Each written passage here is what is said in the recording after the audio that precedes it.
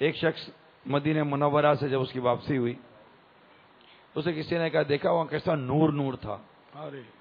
وہ جواب میں پتا اس نے کیا کہا، کیا نور نور تھا؟ بتیاں لگی ہوئی تھیں، ہر طرف روشنی روشنی تھی، بتیاں بند کر دو تو پھر کیا تھا؟ اس کا جواب سے اچھا میرے کو عجیب لگا بابا کہ یہ کیسا جواب ہے کہ اس کو وہاں نظر ہی نہیں آیا، بیچارہ ایسے ہی گیا ایسے ہی آ گیا. کیا کہیں اس ایسے کو؟ چاند سورج کی مدینے کو حاجت نہیں، رات دن سبز گنبد ان کا جگمگاتا ہے. تو یہ بس وہ نظر کا قصور ہے یار، افسوس ہے ایسی سوچ پر. انہیں زبان سے بولا ہوا ہی نہیں.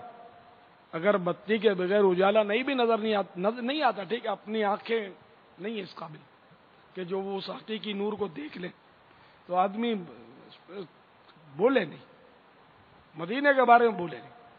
سن 80 میں وہ سن 80 کا واقعہ ہے کہ وہ حج کا سیزن تھا اور مدینہ منورہ میں تھا. میں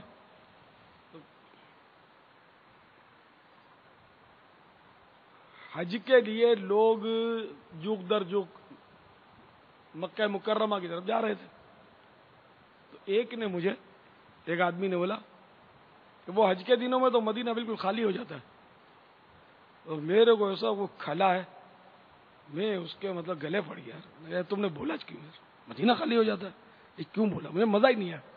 میں نے کہا 70,000 صبح گئے 70,000 شام، 70,000 صبح گئے 70,000 شام، یوں بندگی زلف رخ آٹھوں پہر کی ہے.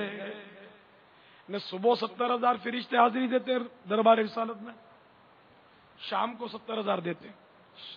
صبح سے لے کر شام تک وہ رہتے ہیں، شام کو دوسرے 70,000 فرشتے آتے ہیں، وہ صبح تک رہتے ہیں. اور جو ایک بار آئے دوبارہ نہ آئیں گے. رخصتی بارگاہ سے بس اس قدر کی ہے، ایک ہی بار وہ آتے ہیں، پھر قیامت تک وہ 70,000 کی باری نہیں آتی. تو میرا مدینہ خالی کیسے ہو سکتا ہے؟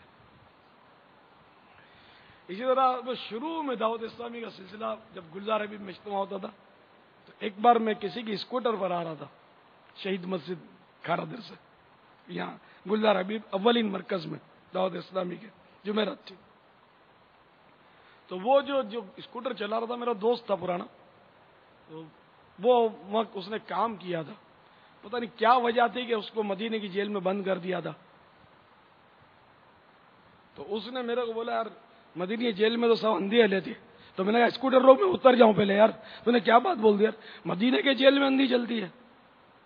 تو میں نے اس کو بہرحال شرمندہ بہت کیا، یار ایسی بات بولتے گا کوئی. تو اس لیے مدینے کا جہاں ذکر ہو نا، وہاں ذکر خیر ہو.